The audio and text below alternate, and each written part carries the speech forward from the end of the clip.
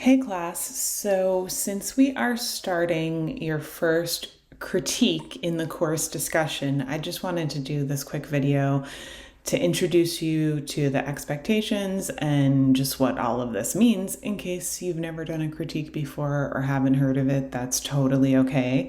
And maybe critiques you've done in other places have been different than the way we're going to do it.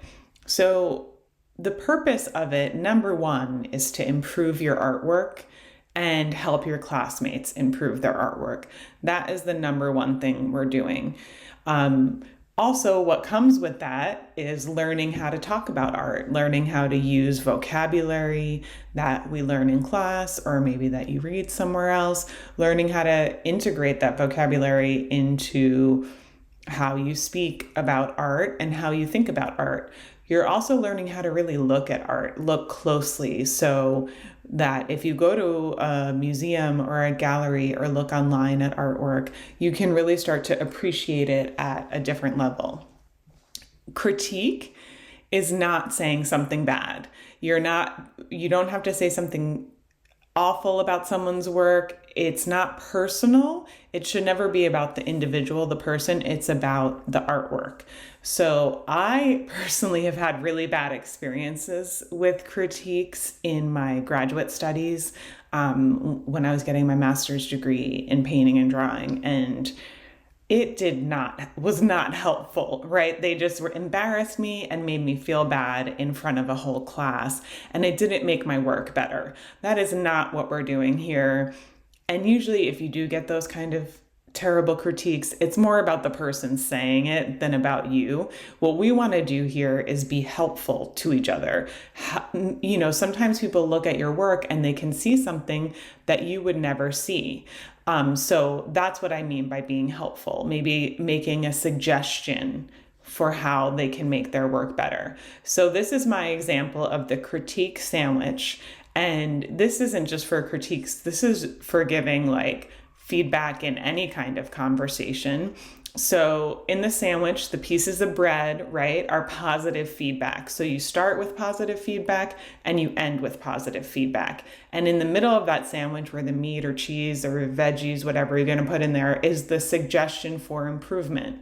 When people get feedback like this, when you start and end on a positive note, it's easier for them to digest. If we just go along with the sandwich metaphor, right? It's easier for them to digest the suggestion for improvement, which is the critique. That's the critique in the middle, is the suggestion for improvement.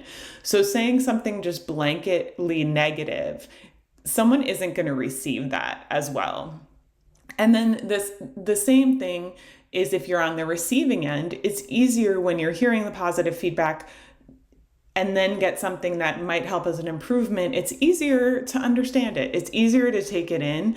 And again, this is true for all kinds of communication, not just about art or in school. So it's definitely something that has helped me in my life. And another part of it is when you're on the receiving end of the critique or feedback is learning not to get defensive right away. Learning to say, hey, maybe this is helpful. And then also saying, well, they didn't understand what I was doing and I'm not going to take that advice, but you appreciate it, hearing what other people think, because you never know what someone thinks about what they see. Everyone brings their own background into the way they look at art. So it's good to hear other people's opinions.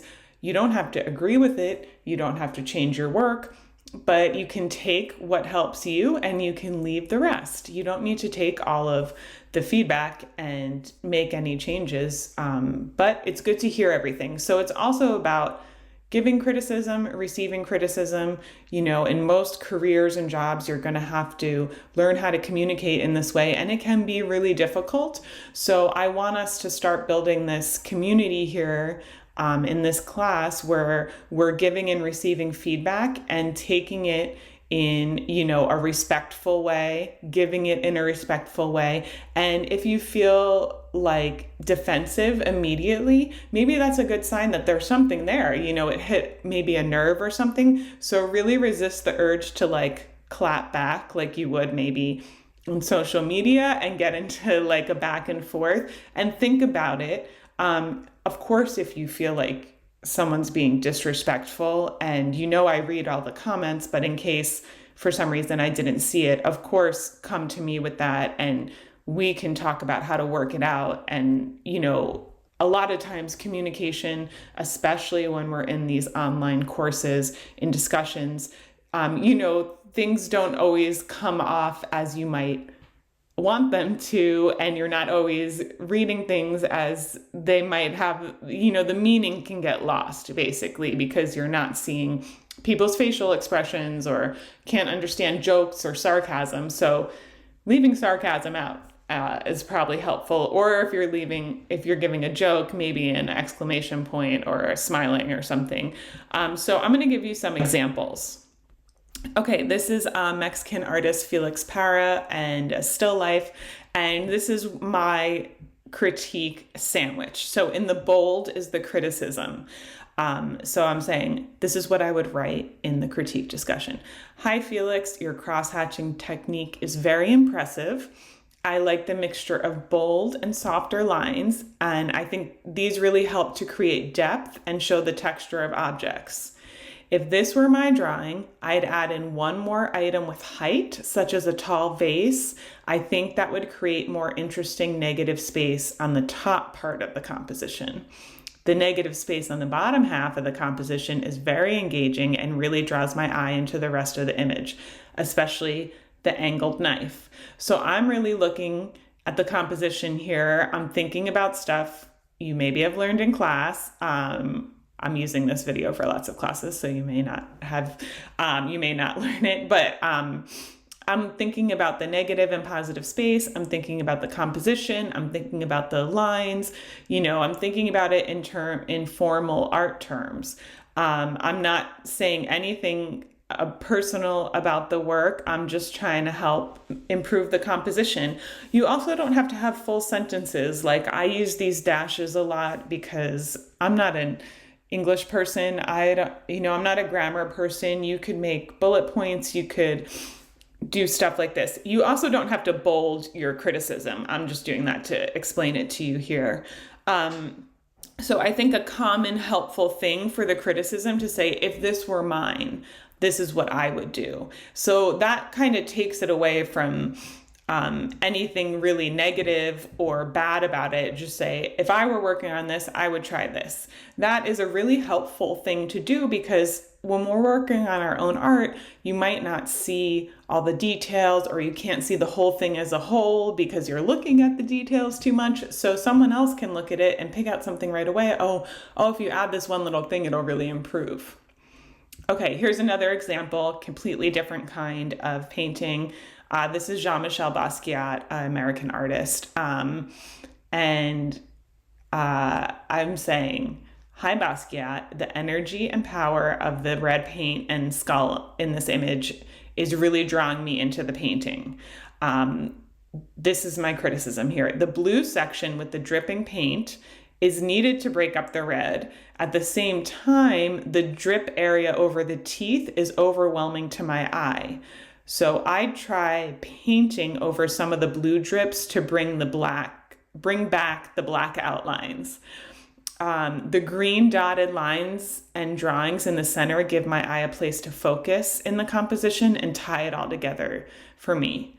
So in this example, I'm being really specific, talking about the painting, being descriptive about what I would change.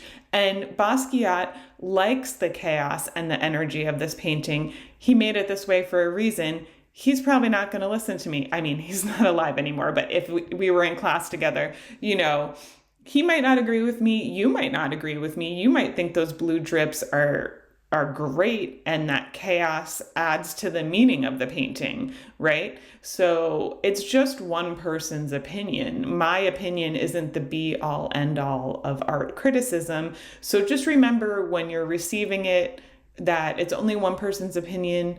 Other people might not agree. You might not agree, and that's okay. We're all just learning how to talk about this stuff. So in the discussion requirements, you'll have questions or prompts to answer. It'll be in Canvas for you to answer. So I want you to look at your classmates' post of their artwork and respond according to whatever the question or prompt is. It does not have to be too long or too involved. It can be bullet points. Like I said, it could be incomplete sentences as long as you're getting your point across.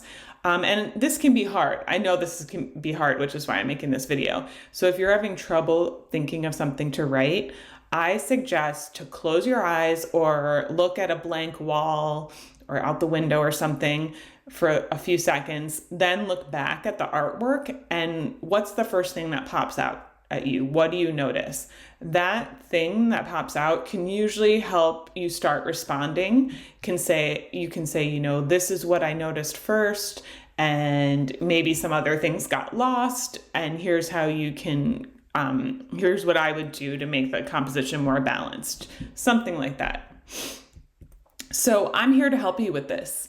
The discussions, the critiques are really an important part of your art education and you growing as an artist. Even if you're not going to be an artist after this class, I want you to learn how to talk about art and how to receive feedback. If it's really hard for you to receive feedback while you're in school, and this class is a really great place to get used to that, because once you go into a job or a career, you're not going to have as much time or someone to maybe talk to the same way about it. So please just ask me questions, reach out to me if any of this is confusing or overwhelming. All right, I can't wait to see all of your work and enjoy it.